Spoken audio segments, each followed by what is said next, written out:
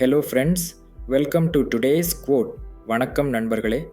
தினம் ஒரு குறள் பகுதியில் இன்று தெரிந்து கொள்ளப் போவது பொருட்பால், அமைச்சியல், வினை தூய்மை, குறள் எண் 653.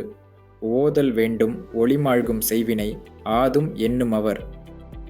பொருள்: ஒருவரின் மரியாதை குறையக்கூடிய செயல்களை செய்யக்கூடாது என்று அறிந்தவுடன் அந்த செயல்களை தவிர்க்க வேண்டும். Meaning, when one realizes that their actions may cause them to lose respect or honor, they should immediately stop those actions. I will see you tomorrow with another quote. Until then, bye from your friend. Have a nice day and thank you. மீண்டும் நாளை சந்திப்போம் மற்றொரு குறளுடன். அதுவரை உங்களிடம் இருந்து விடைபெறுவது நான் உங்கள் நண்பன். நன்றி.